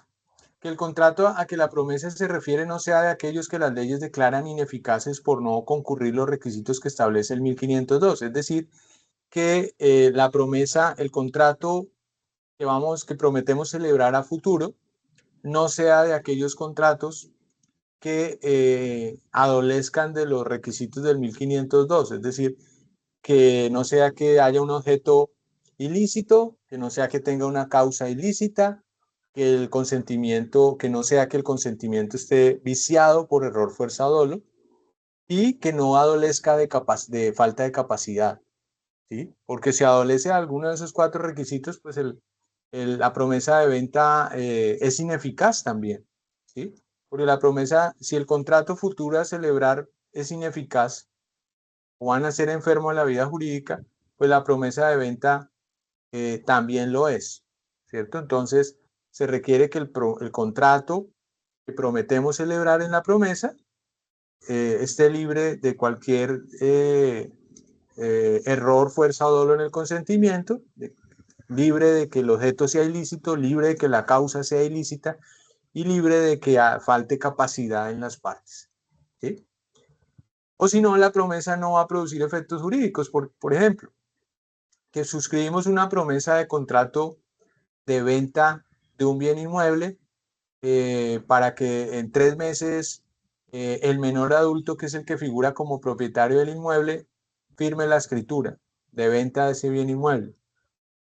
Y resulta que eso no se puede, esa promesa de venta de contrato no se puede exigir el cumplimiento porque resulta que el menor adulto no puede vender el inmueble sin la autorización del juez competente, ¿cierto? De un juez, sin el permiso del juez. Entonces, pues una promesa de esta naturaleza no tendría ningún sentido, ¿cierto? O que un menor de 14 años sea el que va a prometer o el que promete transferir el derecho dominio. Pues un impuber, un absolutamente incapaz, pues es imposible que se pueda exigir el cumplimiento de esa promesa de contrato toda vez que el contrato futuro adolece de falta de capacidad, ¿cierto? O que estamos prometiendo vender, por ejemplo, no sé, 1 kilo de cocaína, ¿cierto? Pues es imposible exigir el cumplimiento de esa promesa de contrato porque el objeto del contrato, que es 1 kilo de cocaína, es un objeto ilícito, ¿cierto? O la causa ilícita, que prometemos, celebramos una promesa de contrato para que fulanito, donde fulanito se compromete o se obliga a suscribir un contrato, por ejemplo, de homicidio, sicariato, ¿cierto? Pues no se puede exigir el cumplimiento de un contrato de esa naturaleza porque la causa es ilícita, ¿cierto? Entonces, bueno, tiene que ver con todo esto. Es decir, ese es el segundo Profe, requisito, ¿sabe, señora. sabe qué me llamó la atención de esa clase? Que la Sí, profesora nos decía que uno cuando pide plata prestada al interés a los amigos y le prestan a uno al 10 al 20% porque la gente presta así, y que cuando sí, ya no pagan van a reclamar y todo el cuento, entonces van supuestamente donde un juez a que les solucione lo de la letra. Y para empezar, es un ilícito prestar plata al 10 o al 20%. O claro, sea, ya, claro, eso es o usura, sea, eso es cosas usura. cosas tan básicas que uno desconoce y son ilícitos y uno las ve como lo común, el cobradiario, o sea, Sí, aquí en Barranquilla se claro, sufre mucho de eso. Entonces, claro. Lo por que eso pasa es me que gustó mucho. el problema de los cobradiarios es que Ellos no cobran judicialmente las obligaciones, las cobran es por vías de hecho, ¿no? Y de manera violenta y transgrediendo los derechos humanos, ¿no? El derecho a la vida, a la integridad de las personas. Es un negocio del crimen, del terror, ¿no? Porque ponle atención, en un contrato de mutuo con interés, es decir, de préstamo de dinero con interés, si el acreedor cobra intereses superiores a lo legalmente permitido, ¿cierto? Que básicamente es más, no se puede prestar a más del doble del interés, de la tasa de interés moratoria que establece, que fija el Banco de la República, ¿cierto? Entonces, si se pactan intereses superiores a eso, del 10, del 15, del 20%, cuando usted como deudor incumpla y el acreedor lo venga a ejecutar dentro del proceso ejecutivo, usted puede proponer la excepción pues del no pago de esos intereses pactados, porque incurre en usura, y el juez lo que hace es que baja los intereses al interés bancario legal corriente. ¿Sí? Los baja al interés bancario legal corriente, a lo que diga el Banco de la República y a lo que establezca, digamos, el mercado financiero, ¿no? A lo que certifique la superintendencia financiera, que es la que certifica el interés bancario legal corriente de acuerdo a cómo están prestando los bancos en determinado periodo, la media del interés de todos los bancos. Entonces, la sanción que aplica el juez es que le dice al acreedor, no, usted no tiene derecho a cobrar eso, solo cobra lo legal, el interés máximo, el interés bancario legal corriente, y ahí se le aplica. Ese es el castigo, ¿sí? En ese tipo bueno, eso se llama agiotaje, ¿sí? Bueno, este tercer requisito nos dice que la promesa contenga un plazo o condición que fije la época en que ha de celebrarse el contrato. Es decir, la promesa de contrato debe estar delimitada en el tiempo. Es decir, debe quedar claro, delimitado en el tiempo, cuándo vamos a celebrar el contrato prometido, ¿cierto? Dentro de 2 meses, o a los 45 días, a los 60 días, ¿cierto? Nos vemos en tal notaría a tal hora para la firma de la escritura. En 30 días se hace la entrega y se hace el pago, es decir, debe quedar claro. O puede estar sometida también a una condición, ¿cierto? El momento en que fulanito le salga el crédito, se firma la escritura. Al momento en que fulanito le salga la sucesión, o el momento en que fulanita se divorcie. Todo eso se puede pactar en una promesa, es decir, la promesa debe quedar sometida o a un plazo o a una condición. Debe estar delimitada de acuerdo a un plazo o sujeta a una condición una condición que sea realizable, ¿no? Entonces ese es el segundo requisito. No valen esas promesas donde quedó indeterminado el plazo o la condición para la celebración del contrato futuro. Y ese es un elemento en el cual fallan muchas promesas y se van abajo porque no se delimitó el plazo, ¿cierto? No se estableció un plazo fijo o no se estableció una condición verificable. Entonces, claro, la promesa, si no tiene este requisito, se va para abajo, o sea, no produce efectos jurídicos. Y cuarto, que se determine de tal suerte el contrato futuro, que para perfeccionarlo solo falte la tradición de la cosa o las formalidades legales. Es decir, que la promesa se debe ya prácticamente precumplir algunos elementos del contrato futuro. Entonces, por eso es que en la promesa se abona una parte del precio, ¿cierto?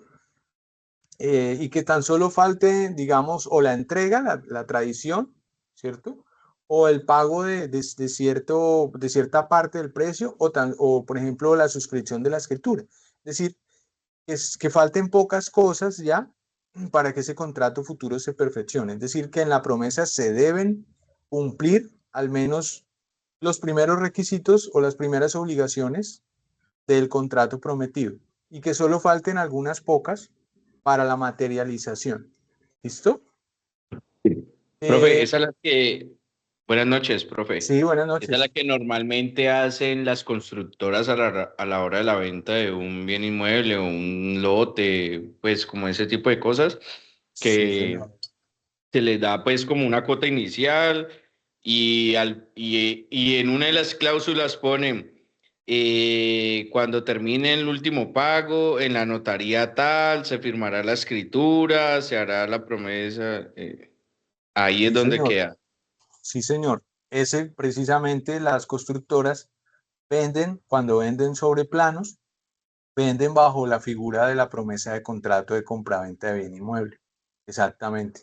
Sí, señor. Y también queda, digamos, sometida a un plazo o a una condición, ¿cierto? Entonces, que en tanto tiempo, Sí. mientras construimos, ¿cierto? El plazo para construir, ¿cierto? O sometida a cierta condición. Entonces, sí, esa promesa de contrato es, digamos, el contrato base de todas las constructoras al momento de vender sus proyectos. Sí, Ya. señor. Sí, señor. Listo, bien. Bueno, yo creo que tengo que parar aquí. Dejemos aquí ya.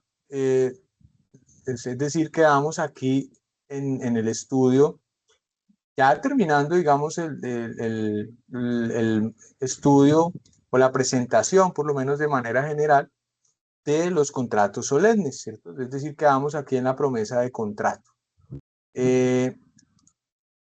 Y les digo que dejemos aquí porque ya solo faltan 15 minutos, 18 minutos, 20 minutos para terminar y pues se supone que yo debo dar espacio también a ustedes para preguntas, consultas, inquietudes. Y yo me estoy tomando las 2 horas para editar clase y pues no les estoy dando tiempo a ustedes de absolver dudas, de preguntar. Y pues yo debo entrar a clase ahorita a las 7, por ende, a otra clase, por ende, pues yo tendré que terminar faltando por lo menos 5 para poder pararme y poder hacer una pausa activa. Entonces, te escuchamos, Andrés Mauricio.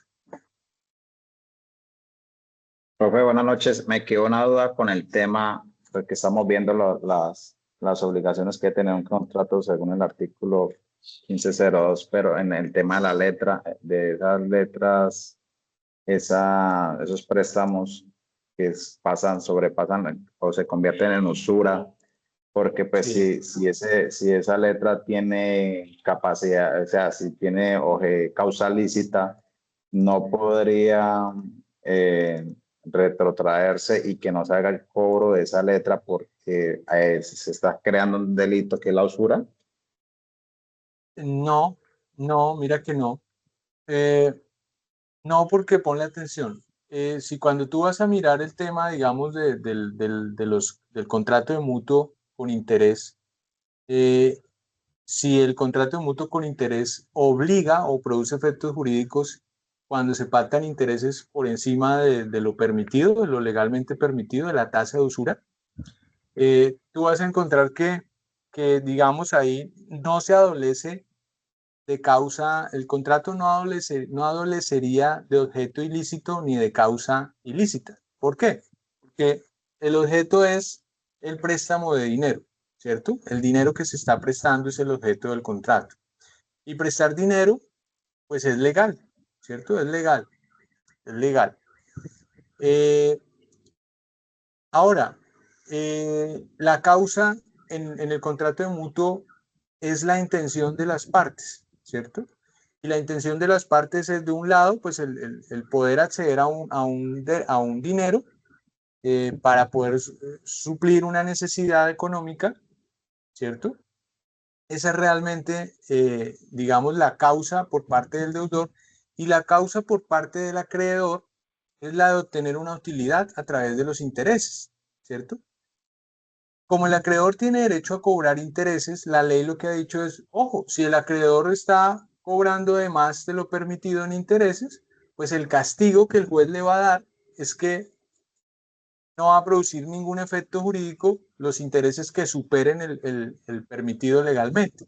Entonces, la sanción que aplica el juzgado es que simplemente el deudor paga los intereses bancarios legales corrientes. Ese es el castigo que aplica el juez. Y eso funciona siempre, así. Es decir, no es que, porque se pactaron intereses por encima de lo legalmente permitido, entonces el contrato adolece de objeto ilícito, causa ilícito, y yo no estoy obligado a cumplir. No. No, porque ahí habría una cosa que se llama enriquecimiento sin causa. Entonces el deudor podría decir, propone la excepción de nulidad del contrato por objeto ilícito, causa ilícita, entonces no está obligado a restituir el dinero, ¿no? O a pagar el dinero, ni a pagar intereses. Y habría un enriquecimiento sin causa por parte del deudor. Y resulta que el enriquecimiento sin causa Que yo te he enviado de chamo y como es es. una de las Ahí no fuentes le de sale. es una de las fuentes de las obligaciones. ¿Sí? El enriquecimiento sin causa también genera obligaciones.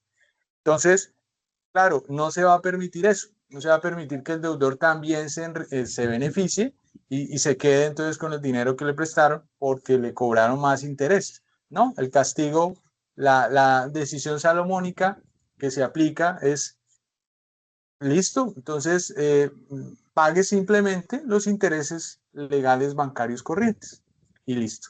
Esa es la sanción y así funciona en la vida real. Así funciona en ese tipo de procesos.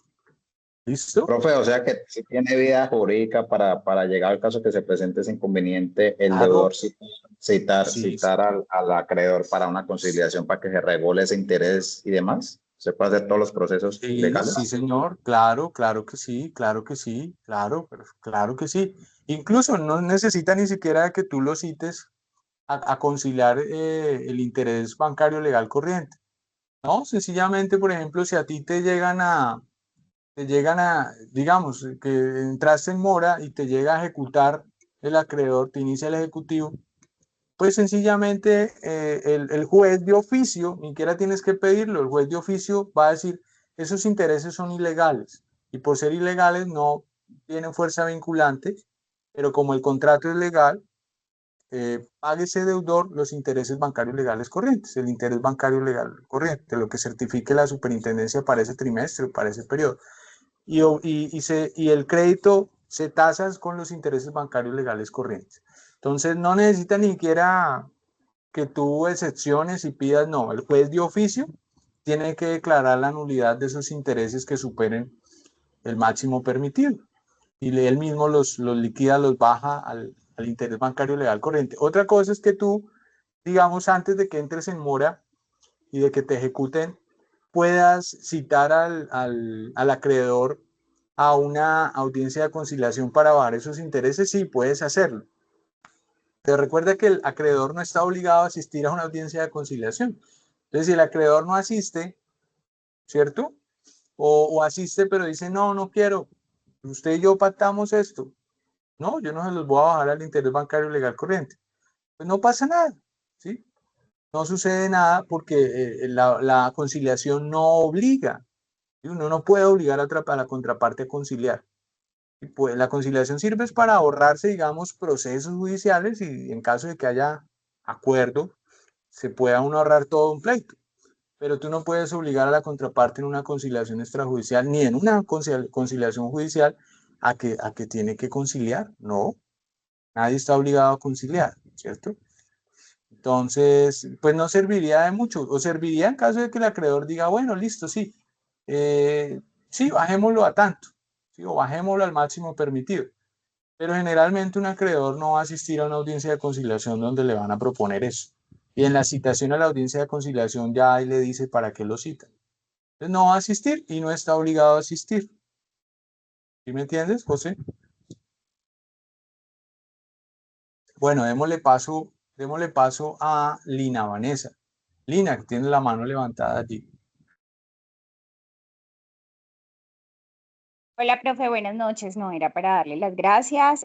Como decían los compañeros, nosotros cuando vimos acto jurídico nos hablaron pues como del tema de las solemnidades de los contratos, los Sí. requisitos básicos, el tema de las nulidades y todo, y pues obviamente esta clase es mucho más específica en cada uno de los contratos, entonces va resolviendo como dudas. De pronto por eso la participación no es tanta en este momento porque estamos como recordando nuevamente todo y además sí en la plataforma habían varios ejercicios en cuanto a la estructuración de los contratos.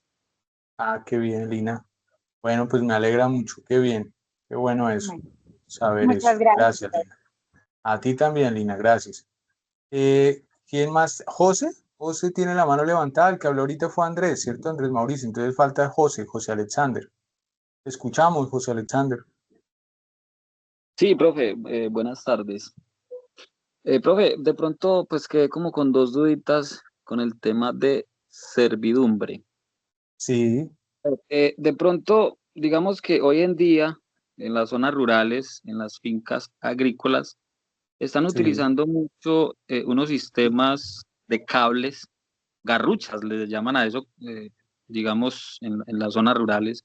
Eso lo utilizan para transportar carga, ¿cierto? De una parte a otra. Y digamos, hay sitios o hay fincas donde instalan ese cable, pues obviamente vía aérea. Dentro sí, del predio de la finca como tal no instalan ninguna torre, simplemente la ajá. instalan, por ejemplo, desde un cerro a otro, pero pasa por encima pues de algunos predios. Eso también entraría como servidumbre. Hay, hay un tipo de servidumbres que son las servidumbres de aire, ¿sí? Sí, Pero resulta que las servidumbres de aire es cuando realmente pasan por arriba, pero de tu predio, pero dentro del margen de altura al que tiene derecho tu predio. Recuerda que cuando uno compra un inmueble, uno tiene, digamos, hasta cierto tipo, a cierto metraje de altura, porque de ahí para arriba el espacio es del Estado, el espacio aéreo es del Estado, así como el subsuelo es del Estado, ¿sí? Nosotros no somos dueños del subsuelo, así compremos un terreno ahí, nosotros no somos dueños del petróleo que está abajo de nuestro terreno, ¿cierto? Somos dueños del suelo, pero no del subsuelo. Entonces, lo mismo sucede hacia arriba. Entonces, si tú, por ejemplo, tienes un lote y el cable que tú mencionas pasa, no sé, a unos 20, 30 metros de altura, no alcanza a cubrir el espectro de altura, la proyección de altura sobre la cual tiene derecho tu predio, que no recuerdo realmente en cuánto esté eso, porque eso depende, digamos, de la ubicación del predio y del POT del municipio o de la zona rural, sí, del municipio. Dependiendo de la ubicación del predio, del terreno, una altura, ¿cierto? Que establece el POT para cierto tipo de predios. Lo mismo que cuando tú compras un predio y dices, no, yo quiero construir un edificio aquí de 5 pisos, pero el POT no te permite construir más de 2 pisos o 3. Dice, ah, jue madre, no puedo. Y si la curaduría se llega a dar cuenta, te multan y hasta te hacen derrumbar el exceso de construcción, y te toca pagar un dineral, ¿no? Entonces aquí sucede lo mismo. Si el cable pasa o el cable está pasando por el área que no corresponde a tu predio, ahí ni siquiera habría servidumbre, ¿sí? Porque ok, es espacio del Estado, es área del Estado, es área pública, es espacio aéreo público, ¿sí? listo. Entonces Bueno, ahí no habría servidumbre. Ya si pasa, ahí sí habría una servidumbre y ahí tocaría constituirla, grabar esa servidumbre. Si está pasando dentro del cono de altura de tu predio, ahí sí hay servidumbre aérea. ¿Listo? listo. Bueno, y la otra dudita que tengo es, a ver, digamos, hay caminos de servidumbre en zonas rurales que cruzan fincas de hace, no sé, 20, 30 años y las utilizaban pues para, digamos, como caminos de herradura, ¿sí? Para Sí, caballar, ¿cierto? sí. Y hoy en día, pues digamos que todo el mundo quiere ya tener que su carrito y todo eso, entonces dicen, no, pues este camino es de servidumbre, abramos una carretera. Entonces no sé si en eso ya está estipulado cuánto debe ser lo ancho permitido para una servidumbre o un camino de servidumbre. Sí, ahí, digamos, ahí, por ejemplo, si la servidumbre estaba constituida legalmente eh, para un paso, digamos, de herradura o de caballo o a pie, y digamos que habría que mirar la escritura de constitución porque ahí se establece cuál es el área de ancho, ¿cierto? Si tú Y quieres, digamos, pasar un carro o un camión y al revisar la escritura de constitución, esa servidumbre no, pues no está incluido todo el área que se necesita actualmente, tiene que hacerse una nueva negociación, ¿cierto? Y tiene que reconocerse la diferencia del área que estuvo grabada con relación a la nueva área de más que necesita grabarse y tendría que reconocerse económicamente ese espacio de más que se va a grabar. Es decir, tendría que haber una modificación a esa servidumbre. También toca hacerlo por escritura pública, bien sea de mutuo acuerdo, llegando a un acuerdo, o bien sea solicitándole a un juez que la imponga. Entonces ahí habría que mirar cómo está el metraje, cuánto se negoció en la primera servidumbre y cuánto necesitamos ahora y cuánto tendríamos que pagar por el nuevo espacio que necesitamos. Pero sí, estaría en principio el dueño del predio sirviente obligado a ampliar la servidumbre, a ampliarla, porque una servidumbre de tránsito incluso debería comprender desde el inicio el área necesaria para entrar y salir un carro, por lo menos un carro, un vehículo, ¿sí? Entonces Y habría que digamos, revisar en la que inicialmente se constituyó. ¿Cuál es el área registrada o negociada? y digamos en el caso, por ejemplo, que existen caminos de servidumbre de hace, no sé, 50, 70 años, muchos años, y no existen ningún tipo de documento, simplemente están como caminos de servidumbre por tradición ya. Sí, por En ese costumbre, caso, sí.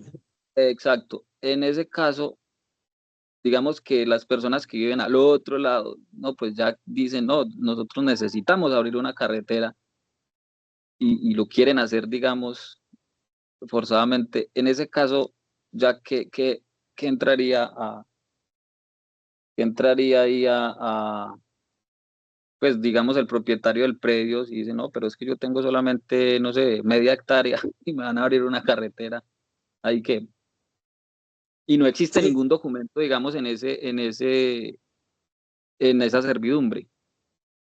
claro, pues esas servidumbres que se dieron así por vías de hecho, pues no son servidumbres legales, no están constituidas legalmente, no producen efectos jurídicos, ¿cierto? No son vinculantes porque como vimos las servidumbres sobre bienes inmuebles son solemnes, es decir, requieren de escritura pública y de su inscripción en la oficina de registro.